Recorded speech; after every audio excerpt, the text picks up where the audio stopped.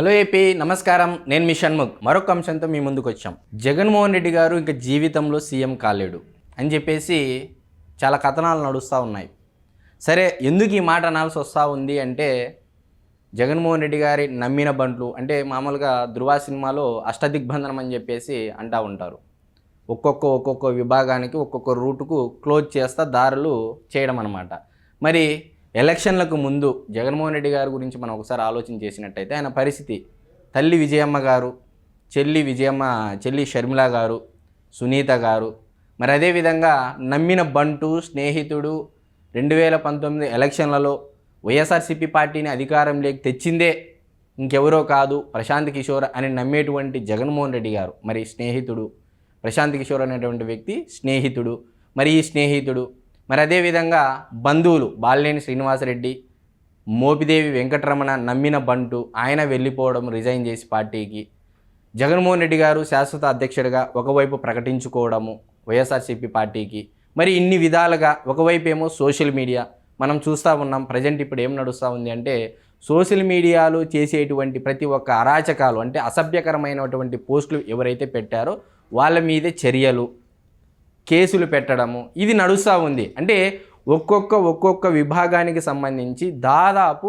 అన్ని మార్గాలు, ఒక్క జగన్మోహన్ రెడ్డి గారు జైలుకు వెళ్ళడం తప్ప అన్ని మార్గాలు క్లోజ్ అయినట్టే అని చెప్పేసి కొన్ని మీడియా వార్తల్లో కథనాలు ప్రచురితం అవుతూ ఉన్నాయి. మరి ఇదంతా ఎందుకు నేను చెప్పాల్సి వస్తుందంటే, మరి సాక్షి ఈశ్వర్ గారి నుంచి మనం అందరం చూసే ఉంటాం. జగన్మోహన్ రెడ్డి గారి మీద అత్యుత్సాహంతో, అంటే జగన్మోహన్ రెడ్డి గారి మెప్పు కోసమో మరి సాక్షి యాజమాన్యం భారతిరెడ్డి గారి మెప్పు కోసమే ఏదైనా కావచ్చు, కానీ ఇతనితో పాటు జగన్మోహన్ రెడ్డి గారిని నమ్మి ఒక పత్రిక, ఒక వెబ్సైట్ మేనేజ్ చేసేటువంటి గ్రేట్ ఆంధ్ర అని చెప్పేసి ఒక వెబ్సైట్ ఉంది. దీంట్లో ఆర్టికల్స్ రాస్తూ ఉంటారు. మరి ఇప్పుడు ఈ జగన్మోహన్ రెడ్డి గారు నమ్ముకొని గ్రేట్ ఆంధ్ర పెట్టిందా, గ్రేట్ ఆంధ్ర నమ్ముకొని జగన్మోహన్ రెడ్డి గారు నడిపిస్తున్నారనేది సెకండరీ. మరి ఫస్ట్ మనం చూసుకున్నట్టయితే జగన్మోహన్ రెడ్డి గారి మీద 20 ప్రశ్నలు సంధించారు ఈ గ్రేట్ ఆంధ్ర వెబ్సైట్ వాళ్ళు. మరి గతంలో వైఎస్ఆర్సీపీ పార్టీ అంటే గ్రేట్ ఆంధ్ర అంటే వైఎస్ఆర్సీపీ పార్టీ అన్న విధంగా ప్రజలందరికీ ఇది తెలిసిన విషయమే. మరి ఇటువంటి పరిస్థితుల్లో జగన్మోహన్ రెడ్డి గారు ఏమో ఒకవైపు ప్రెస్ మీట్ పెట్టి జమిలీ వస్తుంది, ఇంకా 3 ఏళ్లకే జమిలీ ఎన్నికలు వస్తాయి, జమిలీ ఎన్నికలు వస్తే మళ్ళీ మనం తిరిగి అధికారంలోకి వస్తాము, 7 సముద్రాలు దాటైనా సరే మా కార్యకర్తల్ని, మా వారిని ఇబ్బంది పెట్టిన వారిని ఖచ్చితంగా తీసుకొని వస్తాను బరాబర్ అన్నట్టు చెప్పడం జరిగింది ప్రెస్ మీట్లో. మరి ఈ జమిలీ ఎన్నికల నేపథ్యంలో, మరి అదేవిధంగా జగన్మోహన్ రెడ్డి గారిని అష్టదిగ్బంధనం చేసిన నేపథ్యంలో ఇవన్నీ మనం కన్సిడర్ చేసినట్లయితే, ఇవన్నీ ఒక ఎత్తు అయితే, సాక్షి ఈశ్వర్ మాదిరే ఈ గ్రేట్ ఆంధ్ర వెబ్సైట్ కూడా అత్యుత్సాహం కనబరిచి జగన్మోహన్ రెడ్డి గారి యొక్క ఓటమికి ఒకటైన కారణమని కూడా మనం చెప్పొచ్చు. ఎందుకంటే ఈ గ్రేట్ ఆంధ్ర వెబ్సైట్ వాళ్ళు కూడా, గ్రేట్ ఆంధ్ర నడిపించేటువంటి యాజమాన్యం కూడా అత్యుత్సాహంతో జగన్మోహన్ రెడ్డి గారు అది, జగన్మోహన్ రెడ్డి గారు ఇది, జగన్మోహన్ రెడ్డి గారు ఏదో, జగన్మోహన్ రెడ్డి గారు ఇది అన్నట్టుగా అత్యుత్సాహంతో ప్రతిదీ రాయడం అన్నమాట. జగన్మోహన్ రెడ్డి గారు తప్పుడు నిర్ణయాలు తీసుకున్నా, జగన్మోహన్ రెడ్డి గారు రాంగ్ రూట్లో వెళ్తున్నా దాన్ని ఇదే కరెక్టు, ఈయన చేసిండేదే, తాను పట్టిన కుందేలకు 3 కాళ్ళు అన్న విధంగా ముందుకు పోవడం సాగుతూ వచ్చింది. మరి ఈ గ్రేట్ ఆంధ్ర వెబ్సైట్ వాళ్ళు జగన్మోహన్ రెడ్డి గారిని ఉద్దేశించి 20 ప్రశ్నలు సంధించారా, లేకపోతే ప్రజలు మీరు ఆలోచించుకోండి ఇంకా జగన్మోహన్ రెడ్డి గారు సీఎం కాలేడు అని చెప్పేసి ఒక రకంగా గ్రేట్ ఆంధ్ర వెబ్సైట్ వాళ్ళే ప్రజలకు ఆలోచించే విధంగా 20 ప్రశ్నలు సంధించారనేది మనం ఒక్కసారి చూసే ప్రయత్నం చేద్దాం. జగన్మోహన్ రెడ్డి గారికి, మరి అదేవిధంగా జగన్మోహన్ రెడ్డి గారు ఇంకా సీఎం కాలేడు జీవితంలో అన్న విధంగా గ్రేట్ ఆంధ్ర వాళ్ళు జగన్కి 20 ప్రశ్నలు అని టైటిల్ పెట్టేసి 20 ప్రశ్నలు సంధించారు. మరి ఒక్కసారి ఆ 20 ప్రశ్నల్లో కొన్ని ప్రశ్నలు మాత్రమే, ముఖ్యమైనటువంటి ప్రశ్నలు మాత్రమే మనం ఒక్కసారి చూసే ప్రయత్నం చేద్దాం. సరే, 5 ఏళ్ళు, మొదటి ప్రశ్న, 5 ఏళ్ళు తాడేపల్లి నుంచి బయటికి రాకోకుండా వచ్చిన చెట్లు నరికి పరదాలు కట్టి కరెంటు తీసి జనాల్ని హింసించినందుక. మరి అందరికీ తెలుసు, జగన్మోహన్ రెడ్డి గారు ఒక పర్యటన చేస్తే ముందుగా చెట్లు నరికివేయబడును, అంటే అశోకుడు చెట్లు నాటించను అన్నట్టు, అదేవిధంగా జగన్మోహన్ రెడ్డి గారు చెట్లు నరికించను, దాని తర్వాత ఎవరు వచ్చినా పరదాలు కట్టబడును, పరదాల అవతలే ప్రజలు ఉండాలి, అది ఈ గుర్ఖాలు ధరించుకొని వచ్చినా, చున్నీలు వేసుకొని వచ్చినా, ఎవరు వచ్చినా కూడా అదేదో ఒక నియంతలాగా అతి దూరంలో పరదాలు కట్టేసి జగన్మోహన్ రెడ్డి గారు ఒక చక్రవర్తి లాగా వెళ్ళడం అందరం చూసాం. మరి అది ఎంతవరకు సమంజసము, ఈ ప్రవర్తన వల్ల ఇంకా జగన్మోహన్ రెడ్డి గారు సీఎం కాలేడు అని చెప్పేసి గ్రేట్ ఆంధ్ర వారు జగన్మోహన్ రెడ్డి గారికి మొదటి ప్రశ్నగా సంధించారు. మరి రెండో ప్రశ్న, కుప్పలు తెప్పలుగా మీడియా సలహాదారులు నియమించుకొని 5 ఏళ్ళు మీడియా ముందుకు రాకుండా ఉన్నందుక. మరి జగన్మోహన్ రెడ్డి గారి గురించి తెలిసిందేదే, లైవ్ ప్రెస్ మీట్కి ఎప్పుడు రాడు అని చెప్పేసి ఈ ఏదైతే ఆ ప్రతిపక్ష పార్టీలకు సంబంధించినటువంటి మీడియాలు కానీ కొంతమంది యూట్యూబ్ ఛానళ్ళు కానీ చెప్తా ఉంటారు, జగన్మోహన్ రెడ్డి గారు రికార్డు ప్రెస్ మీట్ పెట్టి దాన్ని లైవ్ వదులుతారు అని చెప్పేసి. ఇంతవరకు లైవ్లో కొంతమంది అడిగినటువంటి జర్నలిస్టులకి ఇంతవరకు సమాధానం చెప్పలేదు.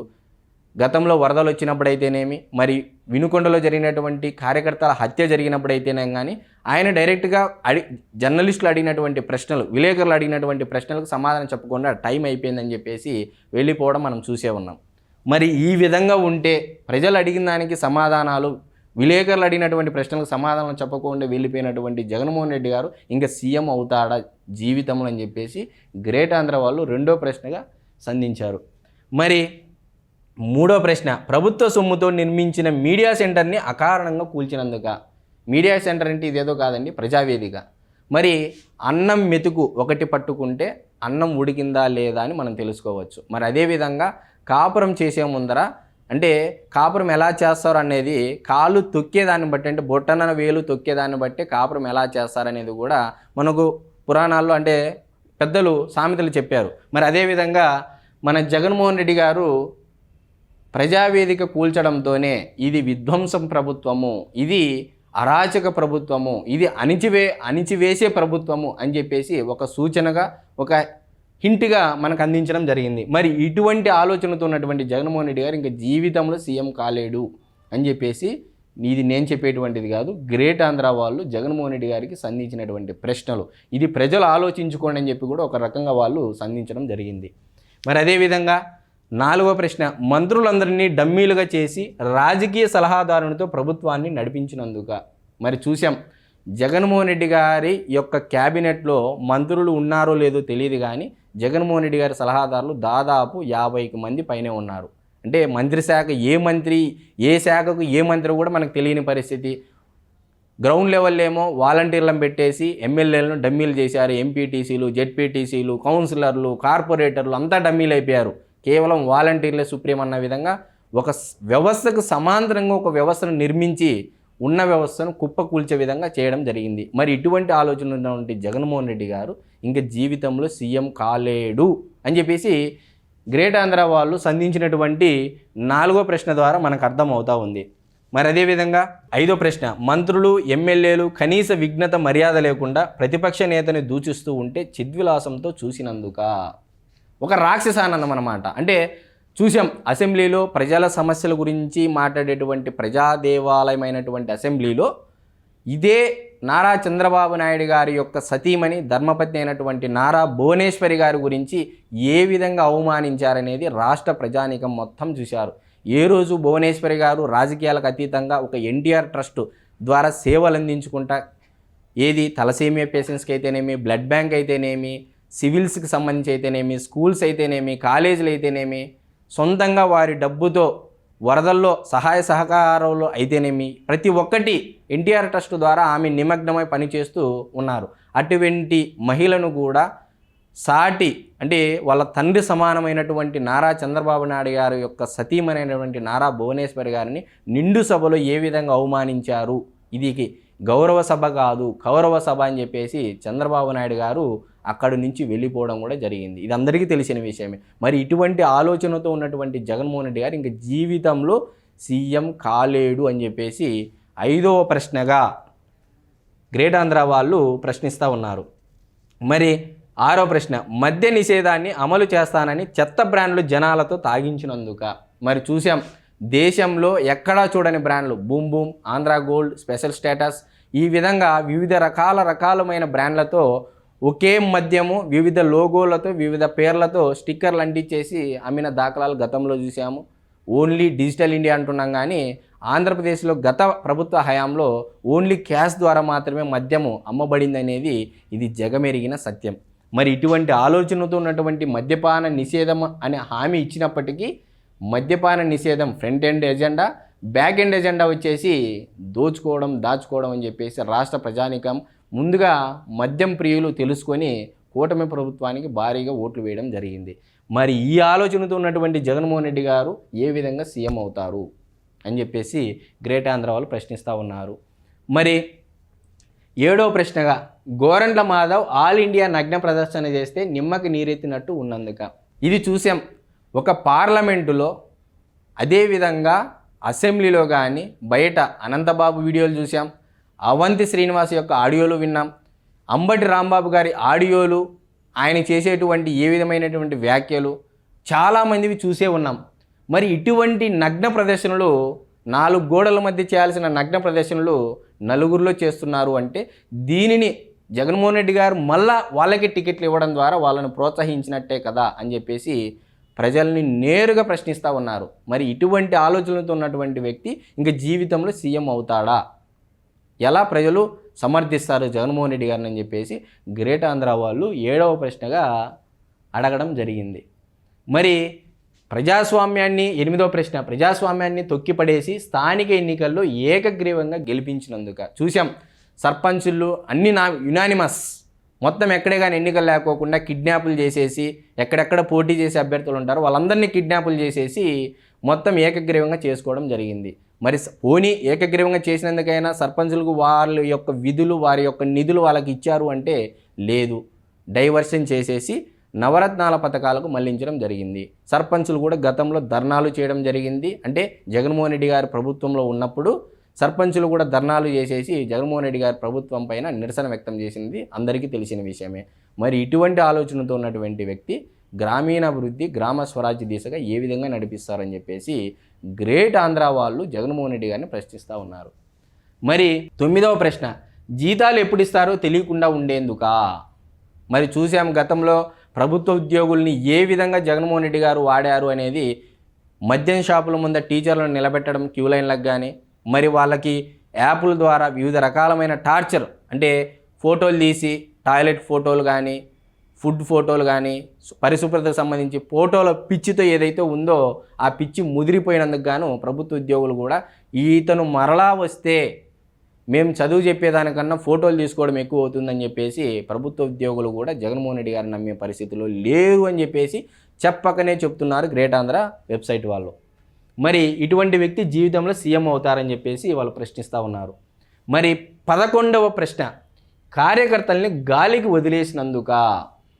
మీరు బాగా గమనించండి, జగన్మోహన్ రెడ్డి గారు అధికారంలోకి రానప్పుడు కార్యకర్తలు ప్రాణం పెట్టి పనిచేశారు. 2019 ఎన్నికల ముందు వాళ్ళ శక్తికి మించి ఐటీ ఉద్యోగులు అయితే సొంతంగా డబ్బులు వేసుకొని పార్టీ పని చేయాలి అన్న విధంగా కొంతమంది వాళ్ళ ఊర్లలో 4-5 కలిసి చేసుకొని ఒక యూనిటీగా ఏర్పడుకొని గ్రామాల్లో చైతన్యం తెచ్చి ఈ విధంగా చేయడం జరిగింది. మరి అటువంటి కార్యకర్తల్ని నిండా ముంచడం జరిగింది. పట్టించుకున్న పాపాన పోలేదు, కేవలం గల్లా పెట్టే నిందిందా లేదా ఇది మాత్రమే చూసుకున్నారు జగన్మోహన్ రెడ్డి గారు. మరి అటువంటి కార్యకర్తలను కూడా వదిలేస్తారు అధికారంలోకి వచ్చిన తర్వాత అని చెప్పి కార్యకర్తలు కూడా తెలుసుకున్నారు. ఇంకా ఇటువంటి ఆలోచనతో ఉన్నటువంటి వ్యక్తి జీవితంలో సీఎం కాగలడా అని చెప్పేసి గ్రేట్ ఆంధ్ర వాళ్ళు 11వ ప్రశ్నగా ప్రశ్నిస్తూ ఉన్నారు. మరి సాక్షికి 12వ ప్రశ్న, సాక్షికి కోట్ల రూపాయల యాడ్స్ ఇచ్చుకున్నందుక. ఒక్క సాక్షి ఏంటందండి, శాండ్, వైన్, మైన్ ప్రతి ఒక్కటి కోట్ల రూపాయలు, వేల కోట్ల రూపాయలు చూశాము. కూటమి ప్రభుత్వం వచ్చిన తర్వాత శ్వేతపత్రాలు విడుదల చేయడం జరిగింది. విద్యుత్ మీద, మద్యం మీద, ఇసుక మీద, సహజ వనరుల దోపిడీ మీద, ప్రతి ఒక్క దాని మీద, తిరుమల లడ్డు కల్తీ విషయంలోనూ, నెయ్యి కల్తీ విషయంలోనూ ప్రతి ఒక్కటి విడుదల చేయడం జరిగింది. టీడీఆర్ బాండ్ల కుంభకోణం అయితేనేమి, చాలా విషయాలు అన్ని అవినీతి ఉన్నాయి. ఎన్ని శాఖలు ఉంటే అన్ని శాఖల్లోనూ అవినీతి ఉన్నాయి. కొన్ని ఫైళ్ళు అయితే కొన్ని శాఖలకు సంబంధించిన ఫైళ్ళు దగ్ధం చేశారు, ఏకంగా మొత్తం అన్ని మాయం చేసేశారు. డిజిటల్ కార్పొరేషన్ చూశాము. ఒక్క సాక్షి కాదు, అన్ని ఈ విధంగా మరలా అధికారం ఇస్తే దోచిపెట్టుకోవడానికే తప్ప ప్రజలకు సేవ చేయడానికి కాదు అని చెప్పేసి చెప్పకనే చెప్తున్నారు గ్రేట్ ఆంధ్ర వెబ్సైట్ వాళ్ళు. మరి ఇటువంటి ఆలోచన ఉన్నటువంటి వ్యక్తి జగన్మోహన్ రెడ్డి గారు ఇంక జీవితంలో సీఎం అవుతారా అని చెప్పేసి, అంటే 20 ప్రశ్నలు సంధించారు. మిగతావి జస్ట్ మనం చెప్పుకుంటా పోదాం. మరి 13వ ప్రశ్న, సాక్షిలోని తుక్కు సరుకునంతా తెచ్చి ప్రభుత్వంలో పునరావాసం కల్పించినందుక. అంటే తుక్కు సరుకునంతా అని పక్కన పెడితే, ఆ పదం పక్కన పెడితే, అంటే పనికిరానంతా ఇక్కడ పెట్టేసి వ్యవస్థలో పెట్టేసి ప్రజల సొమ్మును అప్పనంగా అప్పజెప్పారు మరలా వచ్చినా అదే కదా చేసేది, ఇంతకన్నా చేసేది ఏముంటుంది అని చెప్పేసి చెప్పకనే చెప్తున్నారు. మరి 14వ ప్రశ్న, షర్మిలని విజయమ్మని వైసీపీ సోషల్ మీడియా బూతులు తిడుతుంటే నిమ్మకు నీరెత్తినట్టు ఉన్నందుక. ఇది చెప్పనవసరం లేదు, ప్రజెంట్ కూడా ట్రెండింగ్ నడుస్తూ ఉంది. తల్లి లేదు చెల్లి లేదు, ఈ విధంగా పరిస్థితి ఉంది రాష్ట్రంలో. తిట్టని వారే పాపాత్ములు, ప్రతి ఒక్కరిని బూతులు తిట్టారు. ఎమ్మెల్యేలు నారా చంద్రబాబు నాయుడు గారి నుంచి మొదలుకొని కింది స్థాయి వరకు ప్రతి ఒక్కరిని తిట్టని వాళ్ళే పాపాత్ములు అన్న విధంగా రాష్ట్రంలో గత ప్రభుత్వంలో నడిచిందనేది జగమెరిగిన సత్యం. మరి అదేవిధంగా 15వ ప్రశ్న, 100 కోట్ల ప్రజల డబ్బుతో ఋషికొండ భవనాలు నిర్మించినందుక. ఇదేందండి, ఒక ఋషికొండ ఏంది, ఎన్ని కట్టారో? సరస్వతి పవర్ సిమెంట్స్ కంపెనీనే కట్టలేదు, భూములు కేటాయించారు, 20 ఏళ్ళు అయిపోయింది, కంపెనీ లేదు, ఉద్యోగాలు లేవు.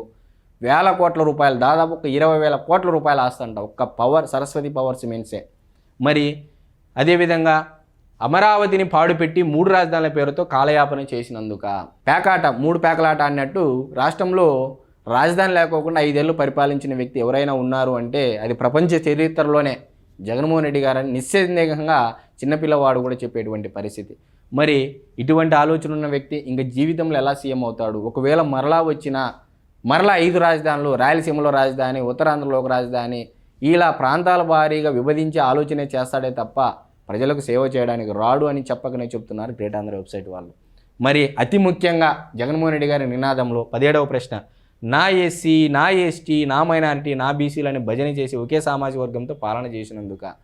పేరుకే నా బీసీ, నా ఎస్సీ, నా ఎస్టీ, నా మైనారిటీ అంటారు, కానీ దాదాపు 1000కి పైగా నామినేటెడ్ పోస్టులు జగన్మోహన్ రెడ్డి గారి యొక్క సామాజిక వర్గానికి ఇచ్చుకొని పరిపాలన చేశారు. ఒకవేళ ఇచ్చినప్పటికీ ఎస్సీలకి, ఎస్టీలకి, మైనారిటీలకి, బీసీలకి ఇచ్చినప్పటికీ పేరుకే పదవులు, పెత్తనమంతా వాళ్ళ సామాజిక వర్గము, అంటే జగన్మోహన్ రెడ్డి గారి యొక్క సామాజిక వర్గాన్ని పెత్తనమంతా అని చెప్పేసి వాళ్ళు కూడా వాపోయిన పరిస్థితి. మరి ఇటువంటి ఆలోచనలతో ఉన్నటువంటి వ్యక్తి నా బీసీ, నా ఎస్సీ, నా ఎస్టీ, నా మైనారిటీకి ఏ విధంగా న్యాయం చేస్తారు, ఏ విధంగా సామాజిక న్యాయం పాటిస్తారని చెప్పేసి అడుగుతున్నారు గ్రేట్ ఆంధ్ర వెబ్సైట్ వాళ్ళు.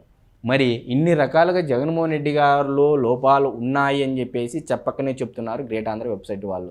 మరి గతంలో ఇదే గ్రేట్ ఆంధ్ర వెబ్సైట్కి జగన్మోహన్ రెడ్డి గారు నిధులు ఇవ్వడం జరిగింది అంటే వాళ్ళకు అనుకూలంగా రాయడం జరిగింది కాబట్టి ఇప్పుడు రివర్స్ అయినారు. ఎందుకు అయ్యారు, మరి దేనికోసం అయ్యారు అనేది ఇది ఒక మీమాంసగా తయారైపోయింది. మరి జగన్మోహన్ రెడ్డి గారు ఇంక జీవితంలో సీఎం కాలేడు అని చెప్పేసి గ్రేట్ ఆంధ్ర వాళ్ళే చెప్పకనే చెప్తున్నారు. మరొక అంశంతో మళ్ళీ కలుస్తాం. నమస్కారం.